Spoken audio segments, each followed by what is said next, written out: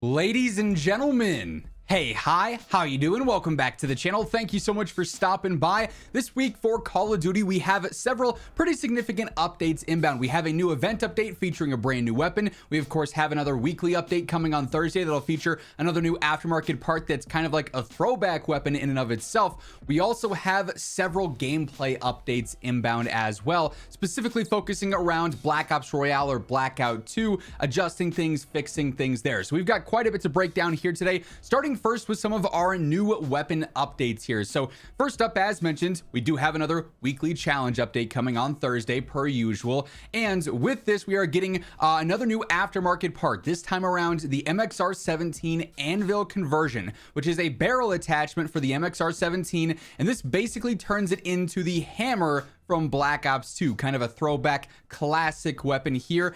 This provides a very fast starting fire rate with high recoil, but then that tapers off the longer it's fired, packed with ammo, lead with merciless firepower. It morphs into an easy to control and hard hitting weapon. So this starts firing very fast, and then it slows down and becomes much easier to use. Gonna be a very unique weapon and one that I'm very excited to get my hands on. Also coming up this week, we've got a brand new event, the Counter Skies event. This is going to be an event pass, basically. So there's going to be the free path and then also the paid path per usual. And this features a brand new marksman rifle, so full on new weapon, our final new weapon for season 2. It also features another new aftermarket part as well. So we can actually see the full on event pass here. So the free pass is going to end up having an animated emblem, a loading screen, double weapon XP, a new operator skin, a new sticker, a new weapon charm, another new operator skin, a new animated weapon camo, then also the Echo 12 backlash launcher kit, which is a grenade launcher conversion for the Echo 12 shotgun. Going to be kind of interesting there.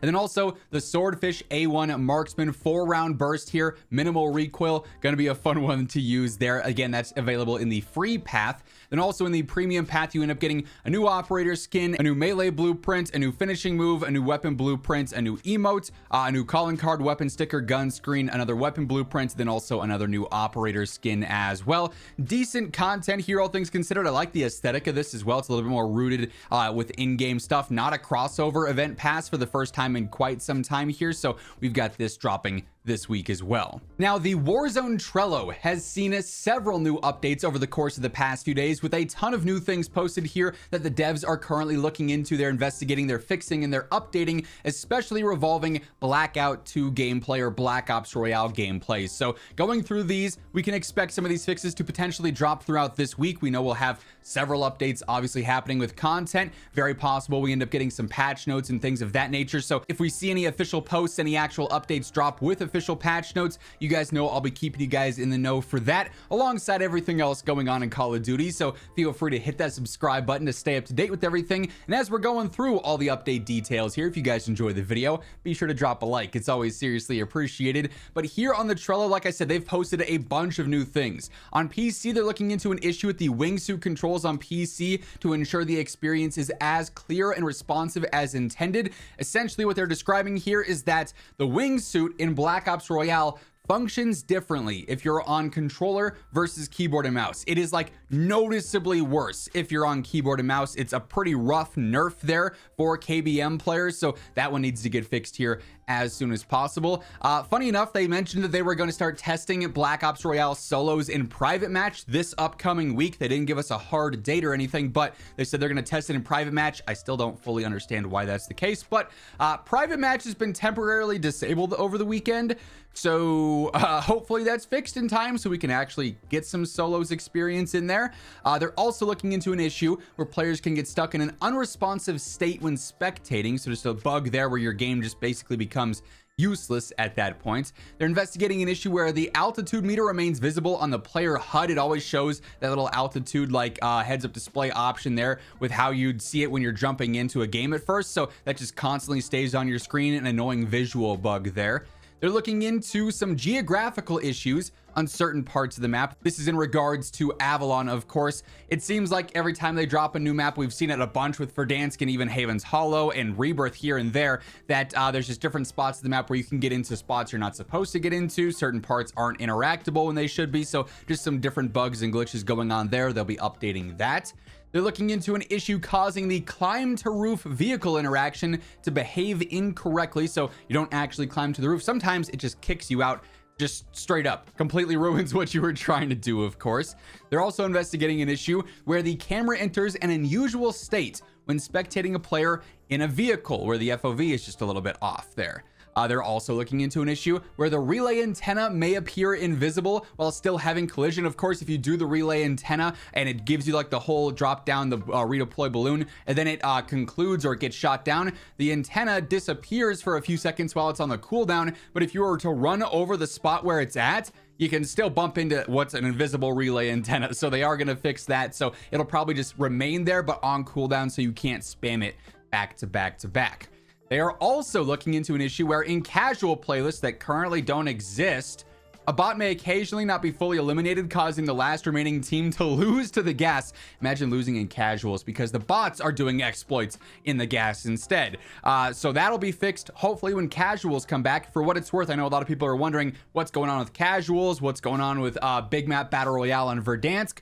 All they've said was that they were going to be temporarily disabled while Black Ops Royale launches. To me, that means like a week or so. Like there's already so much talk, so much chatter online saying, hey, can we get normal Verdansk back? Can we get casuals back? Because not everyone is going to want to play the RNG of Black Ops Royale. They want to play with their custom guns. They want to play Battle Royale, not Resurgence, or they want to play casuals there. They haven't given us a hard date here either. That's just kind of up for interpretation as to what you think temporarily means. Hopefully we get some official comms on that here in the near future, or we just see it included as a part of an update this week. We'll talk about some awkward things going on with the playlist here in just a bit. Anyways, continuing on with the Trello, they're also looking into an issue causing the item pickup sound to play during the infill, an issue where you get a blur effect when aiming on some weapons with certain scopes. I've seen this a lot on snipers where you aim in and your screen is just blurry. There's like weird textures going on. It's really just annoying to look at and can definitely throw you off on your aim. So that one should be a pretty high priority as well. We also know that they are now looking into issues with the locked icon appearing on the ranks play option in private match. It's a UI issue only for that. They're looking into an issue causing players to get stuck in the private match UI or getting kicked from their squad when entering the firing range. You're able to exit by joining a squad again and then leaving. They're also looking into multiple private match issues where players could get kicked from their squad, you infill with the incorrect amount of cash, and you see the entire lobby's kill feed as well. So private match, insanely buggy. Maybe all this stacking up is why they disabled it. But again, when we're supposed to have Black Ops Royale solos testing coming up here, a little concerning that it is so busted right now. Then lastly here for things they're looking into, at least that they've chosen to share here on the Trello, they're looking into an issue preventing the armory from loading items properly until you go through and you actually select a weapon. Now, as I mentioned, obviously we're all still awaiting information on when we're going to see full playlist availability happen again, where you could play normal Battle Royale Verdansk on any squad size, where you could play casual Battle Royale and everything going on there, plus Black Ops Royale. But a lot of people noticed this past weekend, alongside the launch of Black Ops Royale, we were supposed to have our new weekend LTM drop with Extreme Resurgence, 100 players on Haven's Hollow. The patch notes said this was going to be live March 13th to the 16th. It's March 16th. This was not live. Their playlist update didn't even include it on this. So like back-to-back things here, just blatantly incorrect in the patch notes. So a little odd there. They haven't updated the dates here. Hopefully it'll just be this upcoming next weekend and we see a full playlist update happen at that point where they re-enable Verdansk and everything.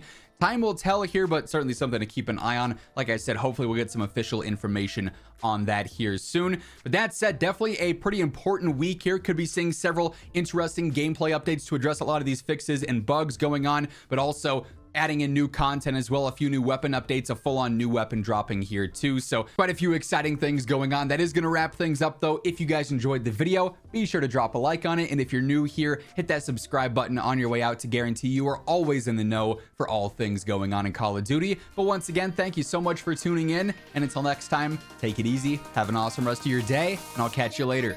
Peace out.